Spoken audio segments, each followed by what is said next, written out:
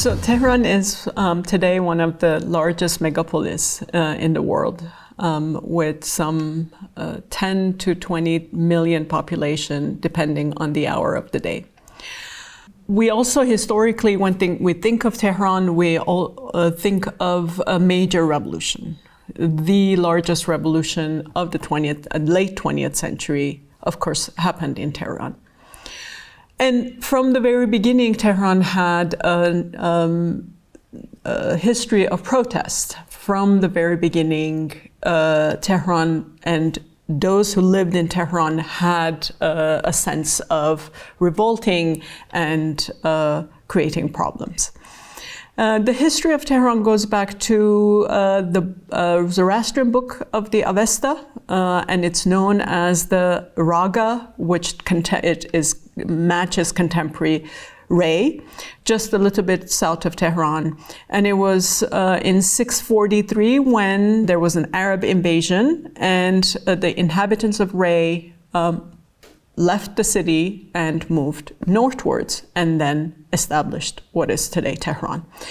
As you can see in this map, it becomes a very important node because it was exactly on the Silk Road, connecting the global East and West on the Iranian plateau. The topography of Tehran is really what makes this culture of protest, precisely because Tehran sits in between the salt desert in the south and the Alborz mountain ranges in the north. So really it's nested in that area where you can't really go south and you can't really go north. And the tendency has been to constantly move north. And so whoever has been powerful enough, who has been wealthy enough, has always been topographically sitting on the north of the city where you have clean air and clean water. The urban development of Tehran actually in the modern period, from the early modern period to the 1979 revolution, is constant move towards the north, towards going higher altitude. And we see a difference of 3,900 feet altitude above sea level, with a difference of several hundred feet difference between the 2 points. And from the reign of Nasser-Din Shah, constantly we see in 1860s Nasser-Din Shah moving the royal palace to the north of the city, and then Reza Shah moves it further north, and eventually Mohammad Reza Shah moves it further to the north. While there were several constructions during the Safavid and the Zand period in the 15 to the 1700s, it's really Agha Muhammad Khan who decided that Tehran would be the capital city of his Qajar Empire. And so the urban history of Tehran starts with the Qajars, kings, and as you can see in this map, it's a typically medieval fortified city with 6 gates. In the north, the royal palace compound was created. Again, we already see from the beginning there the palace is in the north, connected to the bazaar area marked in blue, and with 4 different residential quarters. On the 2 sides of the gates that leads to the palace, we had 2 public spaces. The Citadel Square, you see a photograph here, and the Herb Market. So 2 public spaces where people gathered and did much of their. And then, so obviously, Tehran starts to grow, and it's Nasser-Din Shah, who was the longest Qajar reigning king, who decides to revamp the city. And he destroys the walls He builds new buildings for the Golestan Palace, and in here you can see a complete new additions with the Sun Palace particularly being revolutionary with the new clock, public clock that he brings back from Europe. And he destroys the fortifications and builds the new walled city, expanding again to the north. So now with 12 cities, new fortifications in the 1860s, where the old city remains at the center of the city, and the Golestan Palace at the heart of the old city. So Nasruddin Shah's move exactly matches this already development of how we see a social hierarchy reflected in the topography and urban planning of the city. In the north, he gives the good land and good air to European embassies. The British embassy, the French embassy, they start to build their new embassies in the north of the citadel. And then in the south, actually outside the city wall, he invites he forces all the migrants who are building this new city to inhabit. So all of a sudden, we're already seeing the migrant workers who are coming from rural areas, who are inhabiting the city, but on the southern side of the outside of the city. And there already, there is a social hierarchy that is created, but also there's a colonial hierarchy, where Europeans and the royalties have the best of the air, best of the view, whereas the poor migrant workers in the south.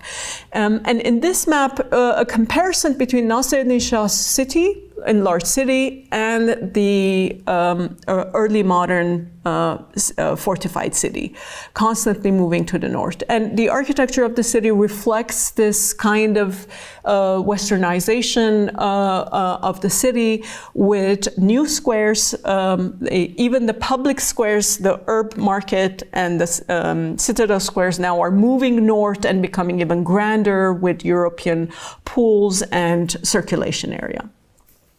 But really, the revolutionary events happened with Reza Shah, the change of monarchy, and Reza Shah was a modernizer. And the first thing he does is to destroy all the walls, all the fortifications of the city, and replace them by very large boulevards. So this is a map comparing 1868 and 1934, where we still have the Golestan Palace, the citadel at the center, but the fortifications are gone. The moats have been transformed into large boulevards, and he destroys all of the gates except one. He keeps one of them, but in a preserved, monumentalized as a relic of the Ancien Régime.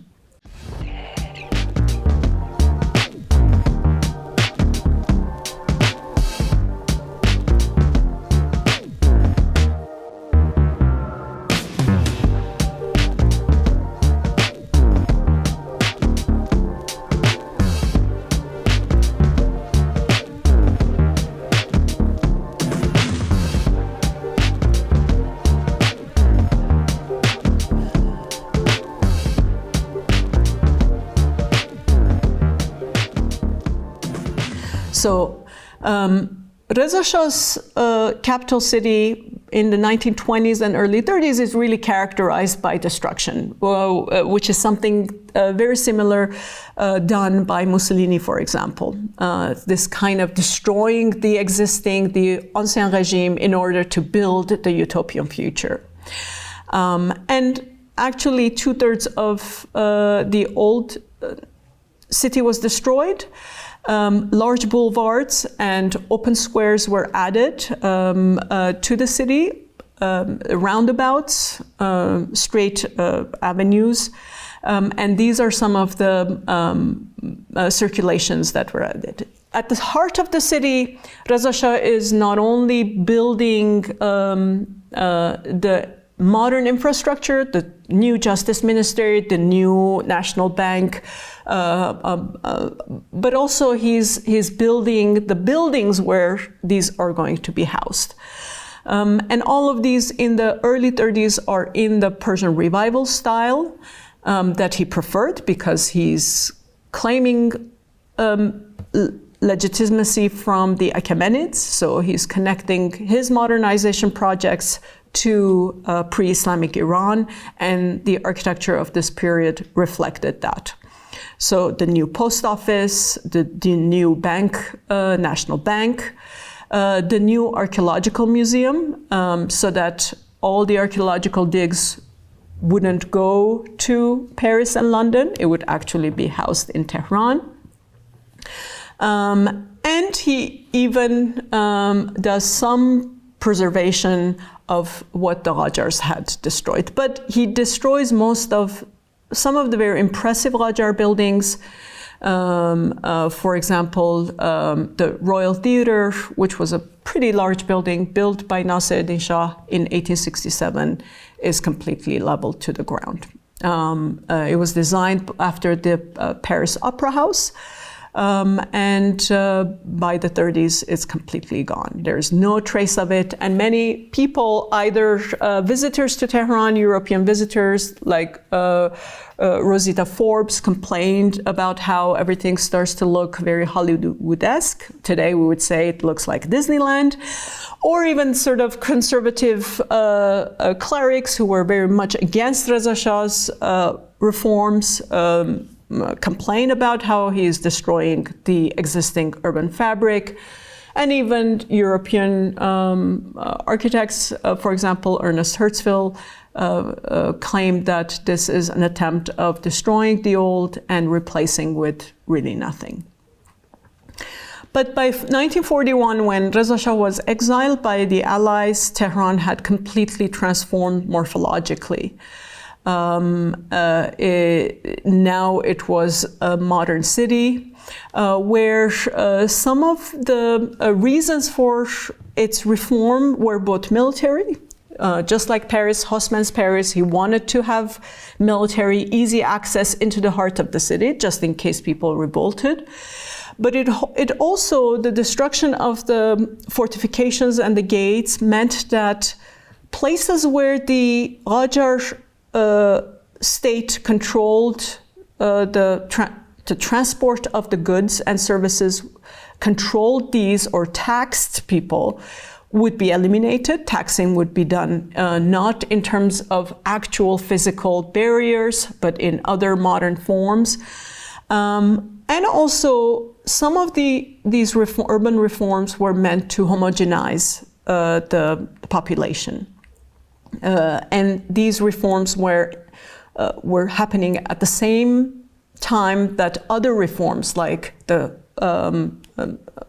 dress code and the schooling and all of these were being done. So once Reza Shah was done with his urban reform, we see two axes. One was the Pahlavi Avenue that cut the city between north and south, or went between north and south, and Shah Reza Avenue that went from east and west. And these become really the markers and spaces that the social divisions would happen. Everyone north of Shah Reza lived pretty well, pretty much a Western life.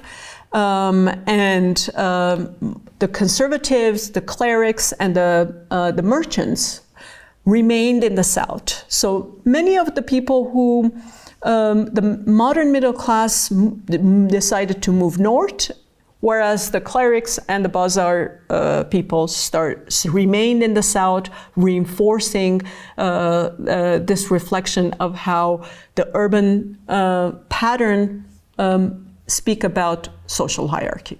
After World War II, Mohammad Reza Shah comes to power.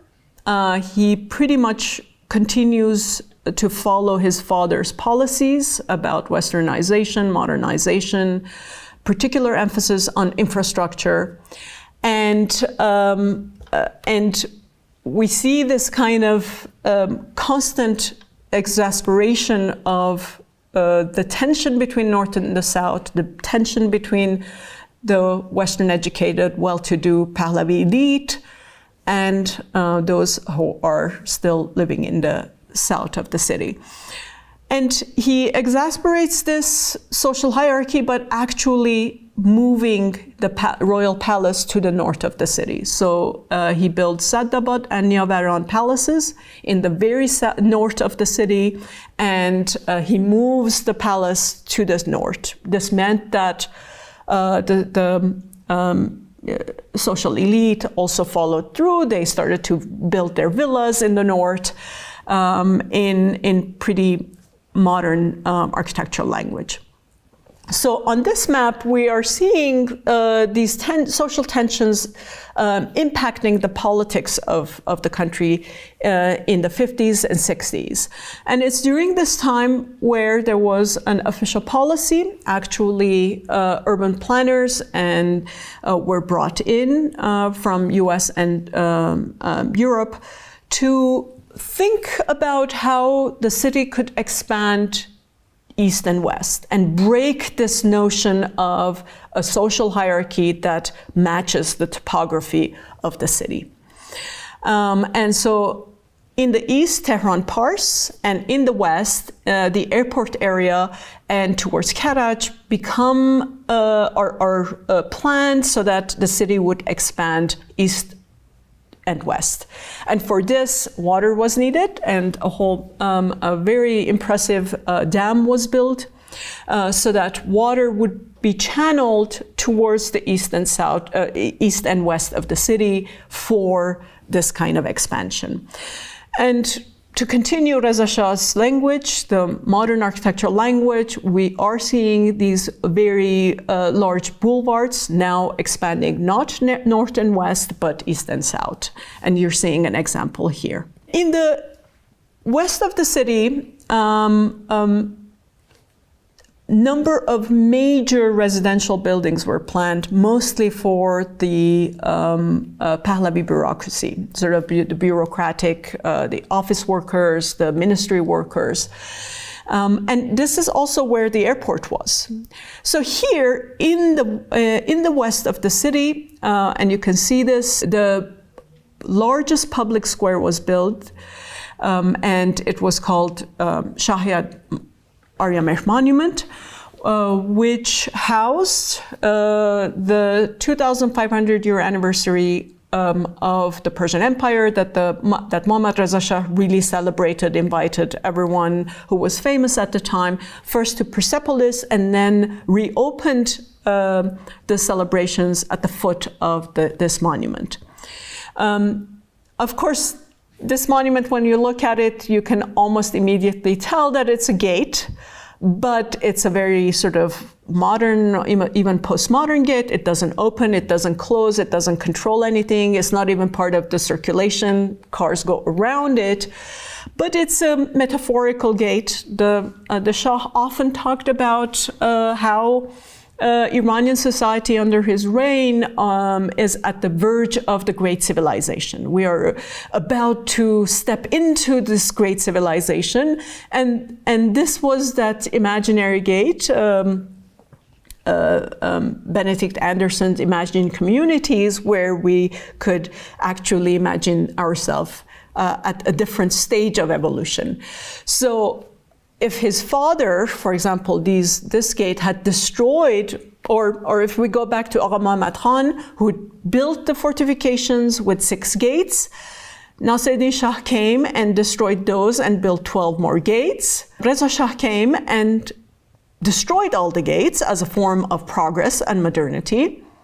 And Muhammad Reza Shah came and built a gate that was symbolic and imagined, as Anderson would say. By the early 70s, we see Tehran grow in the same exact pattern as under Nasruddin Shah. Again, in 1973, we have an oil boom where the income from oil quadruples, and there is a construction boom in Tehran. And again, just like in the 1860s, migrants come from rural areas. They are housed in the south of the city in order to build the fancy infrastructure and architecture in the north of the city. The city grows, swells to the point where it becomes unsustainable. By the late 70s, it becomes unsustainable. Kaveh Golestan, for example, went to the shanty towns in the south and photographed some of these migrant workers and how they were living, in contrast to how the wealthy elite were living in the north of the city. Although Empress Farah provided a couple of $1 million to the shanty towns of southern Tehran, the revolution had started, and as we know, nothing really stopped it.